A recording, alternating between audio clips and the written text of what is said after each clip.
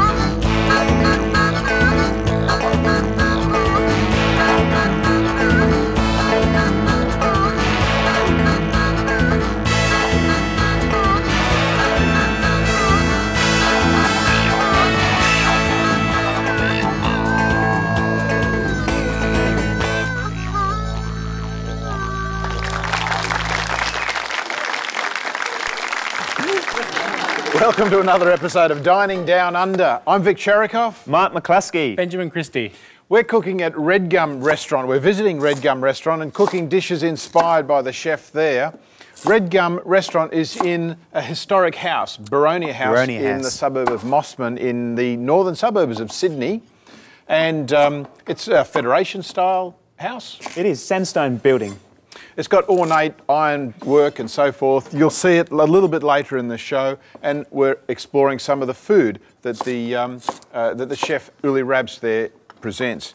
Today, Mark, what are you cooking? I thought I'd start off with saltbush lamb. Saltbush lamb lives its life in some arid country, but we'll move on to that a little bit later. We're going to be serving that with some sweet potato or kumara smash. The flavours we're going to be using is forest berry and a kudra. A kudra, again, ground bush tomato. Okay. I always pronounce it a kudra, but that's okay, mate. It's the Pommy accent. It must be, it must be. Benjamin. I'm doing a monkfish, pan-fried monkfish. And monkfish is often used to extend lobster because it's got the same sort of flavour characteristics. And you can get away with it sometimes. Oh, cheating. And then I'm going to be doing a rocket and macadamia nut pesto with some olive oil and bunya nut hash. Okay, bunya nut hash. We'll get into that a little bit later. My dish for dessert is going to be a coconut and lemon myrtle brulee. And a really simple dish, but comes together one of the best food flavours. It's nice and creamy, high fat, rolls off your tongue, and, well, you can keep Sticks eating. to your tongue, actually, Vic. Fair enough, mate. So we will be cooking and crunching and chopping and slicing our way through this segment. Meanwhile, have a look at this. Boronia House and Redgum Restaurant. A little bit of an Australian influence there. There are native flavours through the dishes in this restaurant. It doesn't always feature, but so we've taken and really just modified some of the flavours that are already used. Enjoy this segment on Redgum Restaurant. Calamari begs marinating, and mountain pepper sauce with its fruitiness and spice really tenderises the flesh. As a salad, a mix of sprouts gets dressed with passion fruit and set in a mould made from some PVC piping. Char grill for only a minute or two and taste a piece to gauge the doneness. Saltbush fed lamb is lean but juicy.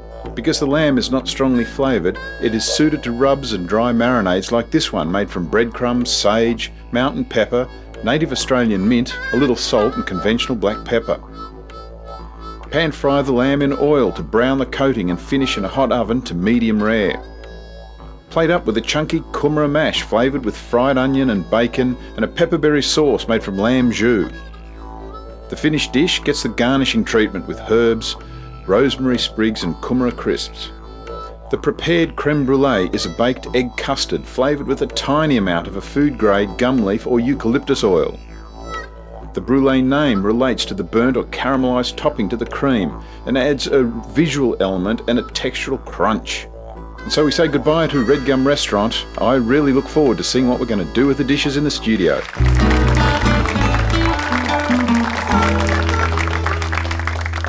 So Mark. Mate, I thought I'd show you how to bone a piece of meat. One of the most interesting things with meat is cooking it on the bone. But to save a bit of time, we'll take it off the bone So what we do is we make an incision here, hard up against the bone, and then just slice it very gently, straight down, working the knife through, making sure you're keeping your fingers well out of the way, because I have cut myself a few times in this operation and it has involved operations afterwards, so yes. So we'll slice that right down to the end, taking it off the bone. As I said, it makes it a lot easier when we're slicing it afterwards. So while that's done, we're going to get some of the a kadra. Got it. Throw a bit on here. There we go.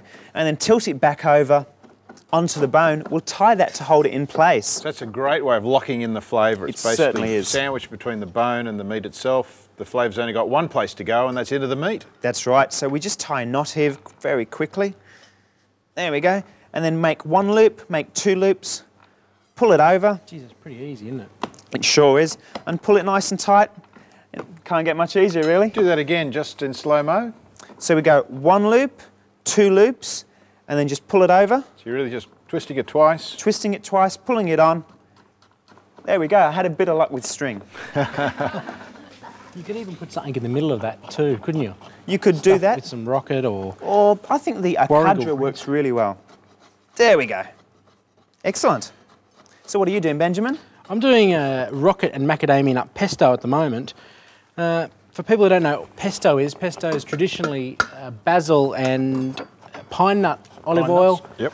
And we're doing something different, making it with that Aussie twist as always. Unfortunately, the Italians put garlic in it as well. You're not a fan of garlic, are you? No, not a big fan, mate. So what we basically do is just finely chop it up. If you have a mortar and pestle or a food processor, you could do it in that as well. Ah, one thing I forgot to mention, I'm touching on some Aboriginal cooking methods, Vic, using the microwave. That's the way, ancient methodology. So just finely chopping it up. And what we'll do is we incorporate it into the bowl. So it really is a hard mincing, and I suppose the cleaver works well for the macadamia nuts. They don't escape. You could even get two cleavers going for it if you want. Oh, go for it. Putting it all in. What are you up to, Vic? Okay, well, I'm breaking eggs, something I'm really good at. Treading on eggs, is that, Vic? Treading on eggs. This is a simple dish, eggs and sugar. And simply, again, to give it a good texture, it's important to whisk it well. Borrow your towel for a second on the way through. So that you dissolve the sugar in with the egg when it's whisked. And that's going to stop any crunchy bits. So the brulee is a simple dessert baked in the oven in a water bath or a bain-marie. And as this comes together also, I'm going to be flavouring it up with lemon myrtle, but this time I'm going to use an oil. Should have opened my jar beforehand. The lemon myrtle oil is distilled, it's steam distilled from the leaves, and we'll just quickly get that out. Not so quickly. This is a fantastic flavour. And we really only need a couple of drops. Have a smell. This lemon myrtle oil, Benjamin. It's so intense. Well, it's actually diluted in vegetable oil because if it came straight, it would be just so strong that you wouldn't be able to easily measure. So what's the ratio of vegetable oil to lemon myrtle oil there, Vic? It's only tiny, but it's designed so that to flavour a litre, you're only going to need about, about a half a mil. Jeez, that's a fair whack. So it's a very concentrated oil. I keep that in the fridge, it lasts for ages. And we'll test the flavour as well once all the components come together. So literally it's just a whisking. We're making a custard. And the basis of this is coconut cream and ordinary cream. So as you said, you're going to cook it in a bain-marie. Yep. You're going to throw that in the oven. Is there a certain temperature that you cook it at, Vic? Well, mate, you tell me. Eggs are a rather... volatile? Well, a rather fussy animal. You really need to cook them very mildly, otherwise you can literally scramble the brulee. Yeah, about 140 degrees does it, I think. Around about that. I think eggs curdle at around about 60, 70 degrees. So we're looking at, fair enough. So it's just a slow cook. And it's a good idea also if you... as you work along here, put a little bit of water. What we're doing is setting it up. The I'll get a ladle the next session. We're running short on time for here. We're simply going to set up a bain-marie. The dessert's going to go into a bowl, a little bit of water around it in the oven. Benjamin, how are you doing? Working on the bunya nut hash now. And the bunya nuts, what we've done is we've taken them, we've boiled them up, removed the nut from the hull. The meat, yep. Chopped it up, incorporated it with some mashed potato, and I'm just going to work those into some small hash brown sized patties and flavour them. I really haven't decided yet. Maybe a little bit of rainforest rub to give it a bit of Whatever extra herbs flavour. you want, they're going to work. Do you want a bit of native thyme in there as well, mate? I've got Maybe some just here. a little bit. Let's sprinkle a bit over there. There we Just go. work that in. Put it back in the fridge. Similar to a hash brown for breakfast, but With a bit more class. Could be the potato dish as a main course. So we're cooking along. There's the saltbush Deja or saltbush lamb ready to go onto the barbecue. It sure is, Vic, it sure is.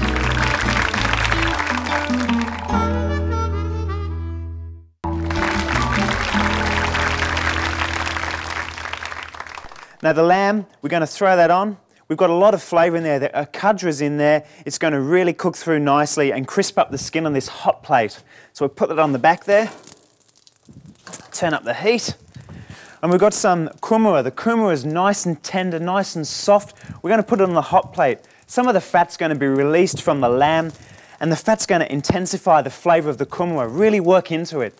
So we'll put that on. Now that's a good sizzle. Working that around. We've got a forest berry. Forest berry herb is a eucalypt from the strawberry gum. It enhances and sweetens kumara. Works really well with a lot of other dishes and ingredients as well, but I'm going to use it with a kumara. I'm going to put that on the end so we don't lose too much of the flavour. Another thing I thought I might do with the lamb, just to mix it up, make it a little bit different, is use a fig. It works really well, the fig, the caramelisation of the fig, the caramelisation of the kumara, the natural sugars of the lamb. It's a winner all round. So we'll put these on. This side down to start off with. There we go, move the kumara around a bit. Get on there. There we go, stir that around. Turn it over. And the aroma coming off that lamb is a kudra. The figs, it smells great. And guys, what are you doing back there? Just admiring your pronunciation of a kudra or a kudra. Mate, I'll get it right one day. Don't worry, don't worry. Benjamin. Well, I've got a pan on already for the hash. Now, this potato is already cooked and the bunya nuts are already cooked, so we're just looking at colour really here. Yep. So basically a bit of oil, and I've seasoned these already with the rainforest rub and a little bit of wild thyme. So these shouldn't take more than a few minutes, low heat. While that's cooking, in the bigger pan, a little bit of olive oil. And we're going to put the monkfish in. Now when doing fish, we often refer to it, one side is, the first side you put in is the service side, which basically means that this is the side you serve up when you put it on the plate. So it's going in first? So that's the side that goes in first. The pan is clean and it doesn't have the sediments that come when you turn the fish over later. Okay. Okay. Now I've got to say, Vic, you know, I don't usually use rocket in a pesto. You're saying that you're not all that fond of rockets. And I put the rainforest rub in it and it just brings it alive. Well, a little bit, I mean, it's just got complexity of flavour with chicken stock and so forth. I love rocket. One of my favourite pestos is rocket, honey and macadamia nut pesto. Just try it. Look at the colour as well. Great. What do you think? Oh, mate. Bloody awful. No, it's not bad. Very nice. I might take that away and wash it. All right. So, cooking away there, Benjamin. Yep. I'm going to be moving my brulees into the oven. They're going to take about... Nice clean spoon. Sorry, mate. Excuse me. Do you want to get the oven? You got it? No, that's all right. So, as I said before, it's a bain-marie or a water bath. You can actually even pour a little bit of warm water or near boiling water just to help the cooking process along. That's going to take about 40 minutes in the oven. A little bit of oil in there. Benjamin, how they doing? Colour. It's coming up really nicely. That's on the service side? These are both on the service side as well. I love it. Your hash browns are looking great. The potato will take up a lot of oil, so you may need to add some more during the cooking process, just to give it that colour.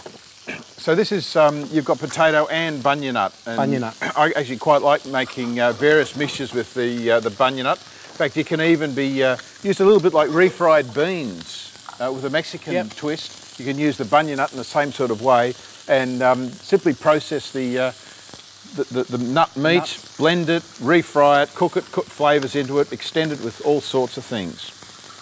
Nice and golden on the other side. Like a chip, I guess you could say, a big chip. Yep, yeah, big chip. So the fish is coming on. How is that? Oh, we said before that a substitute for bunya nuts is chestnut. So you can get chestnut puree in tins or fresh, or the tree chestnut. The colour there is beautiful. I think somebody made reference to it being similar to lobster. You can really tell that now by basically the size of the flesh. Yeah. It's quite meaty, isn't it? It's almost got the divisions of lobster as well. So it does. Yeah, it looks like it. I can't wait to taste that. Yeah, it's pretty good. Great. Okay.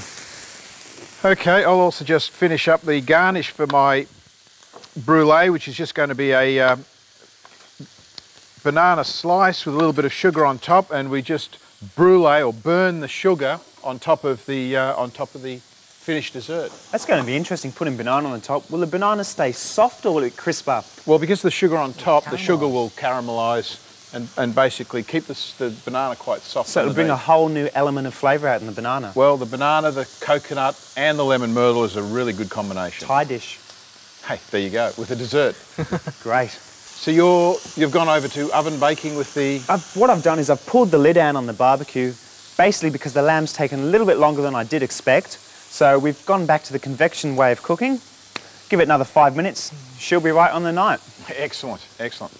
So tell us a little bit more. You mentioned out there some of your flavours as well. Yeah, with the kumara, I've added some forest berry, the eucalypt, the fruit enhancer. Can I say a little bit about that? It's one of my favourite flavours. The forest berry herb is a eucalypt or a gum tree.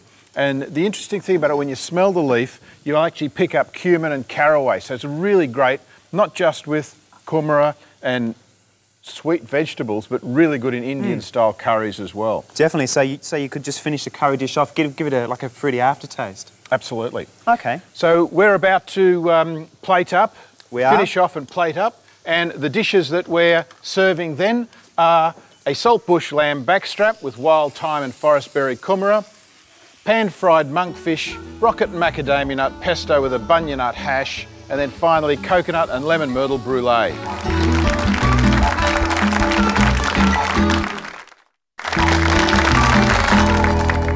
How's it going, mate? Good. I'm just starting to pack the kumara into a mould here. There we go. Just pull that out. Nice and tight. Keep it nice and firm in the centre of the plate. Now with this lamb, we're going to slice the string. Making sure we get it there. There we go. Okay. Now that's rested for 2 or 3 minutes. It's nice and rare to medium. We'll put it on the board and slice it. Should be nice and pink, hopefully. Oh, that's looking great. I hope so, mate. It's not too shabby. So it's across the grain? Across the grain, yes. Making sure we keep the meat nice and tender. Fish is putting together now. There we Monkfish go. with the hash. Now run this macadamia nut and rocket pesto down. That's looking terrific. Can't wait to taste that. Colour. I guess you could say it complements the plate as well. It does indeed. It's all part of food, the organoleptic qualities of food, how it looks, how it smells, as well as how it tastes. Excellent.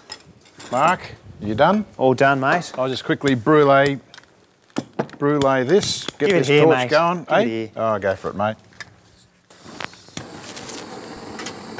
What are you doing, mate? No, look, that's not a torch, mate. This is a torch. I said brulee, burn. I think our torch is, I think it's done. Let's go, fellas. After you, Ben. Monkfish is often compared to lobster in terms of texture, and the bunya nut hash and rocket and macadamia nut pesto set this fish off beautifully. Mark's saltbush lamb with kumara smash paired this delicious Australian grazed meat with grilled fresh figs. It tasted as good as it looks. The richness of coconut and sweetness of banana is balanced perfectly with the aromatic notes of lemon myrtle in this simple dessert. How are you, mate? Oh, great. Can't wait to try this, guys. Excellent. It's really good. Let's have a seat. Where are you, Vic? Sorry, mate, I was putting out a fire. Welcome, Great. welcome. Oh, you've got Excellent. the monkfish. Yeah. So, recipes on the website. Have a look at these. Have a look at the recipes that Redgum presented for us as well earlier. Enjoy the meal. Have a taste. Once again, turning international fusion cooking upside down on Dining Down Under. Cheers. Cheers, Vic. Cheers, guys.